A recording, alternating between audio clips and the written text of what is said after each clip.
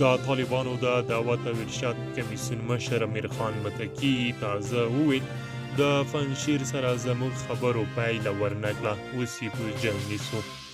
د تورخم څخه تازه خبره دا دی چې تورخم لار اوس هم بنده ده، هیڅ چاته د اوښتو اجازه نه ورکول کیږي. دا چې کله به خلاص شي ویډیو تر پای وګورئ او جزئیات یې دلته وګورئ. د پښتون غږ درنو لیدونکو السلام علیکم، وخت مو په خیر، ستړي مشئ. ستاسو پام راړوم د دې ساعت لنډ او مهم خبر. د طالبانو د دعوت او ارشاد کمیسیون مشر متقي وایي له پنجشیر سره زموږ خبرو کومه پایله ورنه کړه، اوس به پنجشیر په زور نیسو. متقي وایي پنجشیریانو ته کلابند یاست، هغوی چې جنګ غواړي قانع یې کړئ. د طالبانو د دعوت او ارشاد کمیسیون مشر امیر خان متقي ویلي د پنجشیر مسلې د حل لپاره پیل شوې خبرو اترو پایله نه ده ورکړې. هغه ټینګار کړی دی چې دوی لا هم هڅه کوي چې پنجشیر د خبرو له لارې ونیسي، خو په خبره یې هلته لا هم یو شمېر سرخوږي شته او د ځینو کړیو په لمسون هڅه کوي چې د پنجشیر خلک نور هم وځوروي. متکي خبرداری ورکړی دی چې پنجشیر کلابند دی او دوی غواړي چې پنجشیر هم د ازادۍ له هغو مزایاوو برخمن کړي چې ټول افغانستان ترې مستفید دی.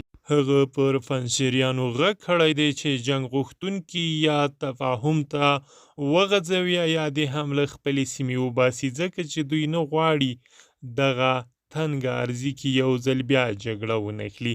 هغه د خپلو خبرو پر دوام یو ځل بیا هم ټینګار کړی دی چې دوی به بیا هم د تفاهم لاره غوره کړي او هیله لري چې د پنجشیر خلک د جګړې د مخنیوي لپاره هر څه ژر اړین اقدامات وکړي.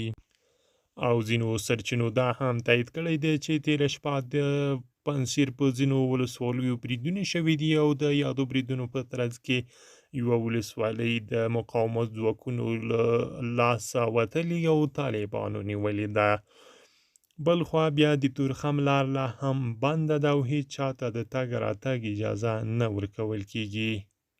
هیڅ کوم هیوادوال دی کوښښ نه کوي چې د دغې لارې څخه تیر شي، ځکه دا لاره اوس هم د تګ راتګ پر مخ بنده ده تر څو چې خلاصه شوې نه وي، هسې د خلک د خلکو په تبلیغاتو نه غولیږي. درنو لیدونکو دا و د دې ساعت لنډ او مهم خبرونه. دا همداسې نورو مطالبو لپاره پښتون غږ یوټیوب چینل حتمي در سره سبسکرایب کړئ. له ملتیا مو مننه.